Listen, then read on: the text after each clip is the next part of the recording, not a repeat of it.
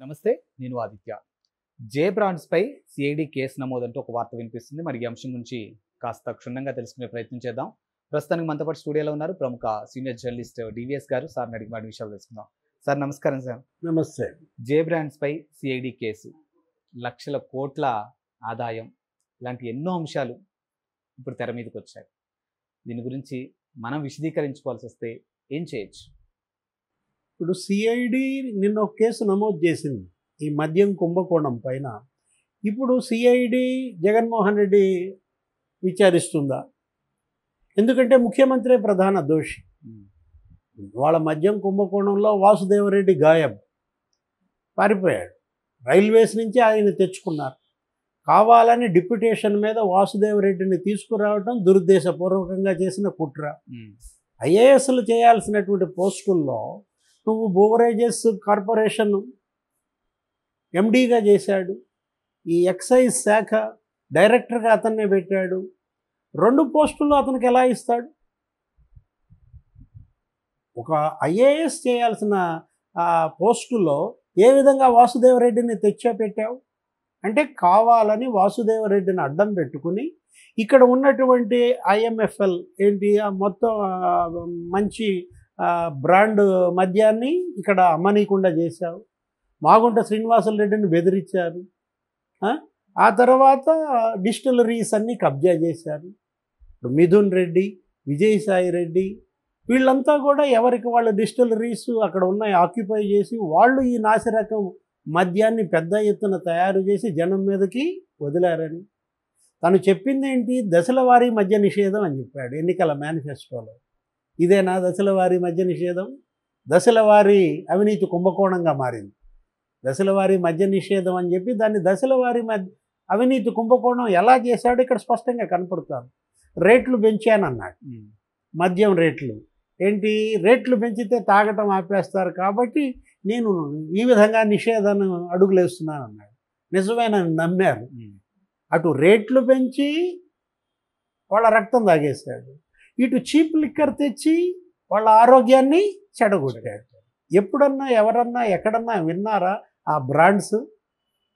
Boom boom అంట, president medal అంట, లేకపోతే స్పెషల్ స్టేటస్ అంట, 3 క్యాపిటల్స్ అంట, అమరావతి అంటాడు, పోలవరం అంటాడు. అంటే నువ్వు ఏదైతే చెయ్యలేకపోయావో సాధించలేకపోయావో వాటి పేర్లు ఈ మద్యం ఈ బ్రాండ్లకి పెట్టి ఏమిటి ఉన్మాదం? ఆయన ఎవరో డ్యాన్స్ మాస్టర్ కూడా దీనివల్లే చనిపోయాడని అప్పట్లో మనం వీడియోలు చూసాం. Rakesh dance master boom boom తాగాడు, ఆ తర్వాత ఢమాల్లోనే. అంటే అసలు దానిపైన కుటుంబ వైద్య ఆరోగ్య శాఖ కూడా ఆందోళన ప్రకటించింది. ఏంటి?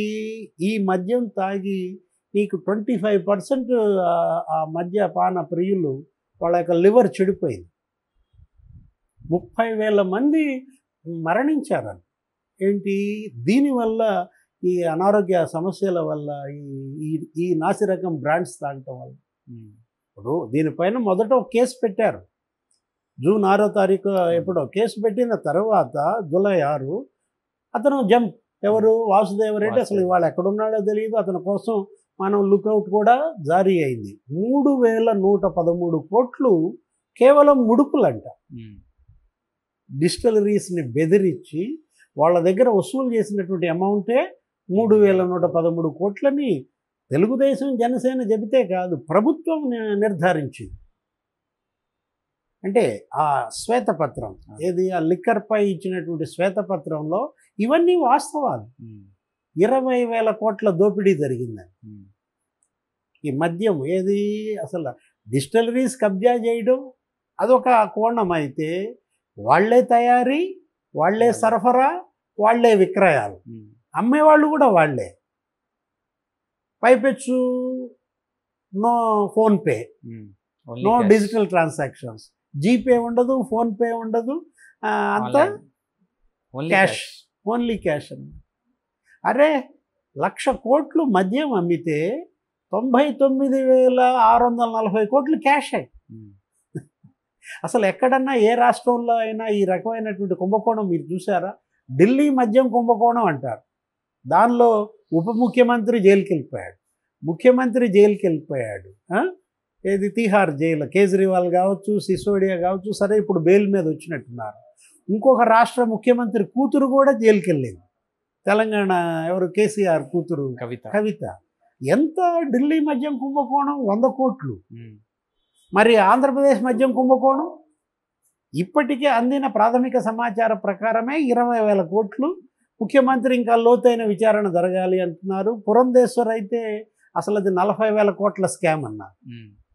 ఆమె ఇప్పుడు ఇదంతా బయటికి తీసింది. ఇవాళ కేంద్రానికి లేఖ రాసింది, సుప్రీంకోర్టు జడ్జి చీఫ్ జస్టిస్కి లేఖ రాసింది, సివిసికి లేఖ రాసింది, దీనిపైన విచారణ జరిపించమని. ఇప్పుడు ఈ సిఐడి విచారణ ఇప్పుడు తాడేపల్లి ప్యాలెస్కి దారి తీస్తుందా? వాసుదేవరెడ్డి దొరికితే అసలు మొత్తం అన్నీ బయటకు వస్తాయి. తీగ లాగితే డొంక కాదు కదిలేదు, తాడేపల్లి ప్యాలెసే కదిలిపోతుంది. రేపు పొద్దున సిఐడి, విజిలెన్స్ వీళ్ళంతా తాడేపల్లి ప్యాలెస్ మీద రైడ్స్ చేస్తే, బెంగళూరు యలహంక ప్యాలెస్ మీద రైడ్స్ చేస్తే ఏం దొరుకుతుంది? డంప్ దొరుకుద్దా? మొత్తం 1,00,000 కోట్ల డంప్ దొరుకుద్దా? ఎందుకంటే అసలు మనం చూసాం గతంలో ఏ ట్యాంకర్ వచ్చినా, ఏ ట్రక్ బయటకు వచ్చినా దాని నిండా రోంట్ల కట్టలు అనేవాళ్ళు. ఎక్కడ కంటైనర్ బయటకు వచ్చినా మనం గతంలో వీడియోలు కూడా చేసాం. కంటైనర్ కనపడితే చాలు అటు తాడేపల్లి ఇంట్లో కంటైనర్ వెళ్ళిందని, దాన్ని చెకింగ్ చేయకుండా ఆ కంటైనర్ బయటకు వదిలారని, దానిలో నోట్ల కట్టలు ఉన్నాయని. కడపలో కూడా ఒక కంటైనర్ పట్టుబడింది. అందులో పెద్ద కరెన్సీ ఉందన్నారు. అఫ్కోర్స్ అది ఆర్బీఐ కరెన్సీ అని తర్వాత తేలింది. ఇప్పుడు తాడేపల్లి ప్యాలెస్ మీద సిఐడి రైడ్స్ చేస్తే కట్టల డబ్బులేనా? ఇదేనా? దీనికోసమేనా విడతల వారీగా ఆయన బెంగళూరు పర్యటన? ఇక్కడి నుంచి నగదు కట్టలు బెంగళూరు తీసుకెళ్తున్నాడా? అంటే ఎక్కడ ఆయన దాచాడు? ఎక్కడ మనీ లాండరింగ్ జరిగిందా? ఇప్పటికే గతంలో మనం చూసాం ఆయన పైన మనీ లాండరింగ్ కేసులు ఈడీ 9 కేసులు పెట్టింది. 6 దేశాలతో మనీ లాండరింగ్ ఈయన చేశాడని. Mauritius, British Virginia islands, Luxembourg, Singapore, Hong Kong 6 దేశాలకి లెటర్ ఆఫ్ రొగేటరీస్ కూడా పంపించారు. ఇప్పటికింకా ఆ కేసు ఒక కొలిక్కి రాలేదు. ఇప్పుడు ఇక ఇది మనీ లాండరింగ్ 2.0నా? క్విడ్ ప్రోకో 1.0, క్విడ్ ప్రోకో 2.0 అంటారు. ఇది అదేమో 1,00,000 కోట్లు అన్నారు, సిబిఐ ఏమో 43,000 కోట్లు అని చెప్పింది అఫిడవిట్లో. ఇది 5,00,000 కోట్లు అంటున్నారు. ఏది క్విడ్ ప్రోకో 2.0. అది తండ్రి అధికారం అడ్డం పెట్టుకుని, ఇది కొడుకే అధికారంలోకి వచ్చిన తర్వాత 5,00,000 కోట్ల అవినీతికి పాల్పడ్డాడంటే ఇవాళ సుప్రీంకోర్టు, కేంద్ర ప్రభుత్వం, సెంట్రల్ విజిలెన్స్ కమిషన్ ఇవన్నీ కూడా వీటిపైన పూర్తి దృష్టి పెట్టాలి. ఇది ప్రజాధనం, కొల్లగొట్టిన ధనం. అటు భూములు, ఇటు సహజ వనరులు, గనులు, మద్యం, ఇసుక అంతా దోచేసిన పరిస్థితుల్లో అందరూ అంటున్నది ఒకటే, రెవెన్యూ రికవరీ యాక్ట్ తీసుకురండి. ఈ దోపిడీదారులు ఎంతైతే కొల్లగొట్టారో ఆ ధనం మొత్తం జాతీయం చేయండి. ఈ డిమాండ్ ఇవాళ ప్రజల్లో తీవ్రంగా వెళ్తోంది. కేంద్రం ఈ దిశగా నీకు దేశవ్యాప్తంగా రెవెన్యూ రికవరీ యాక్ట్ని తీసుకురావాలి.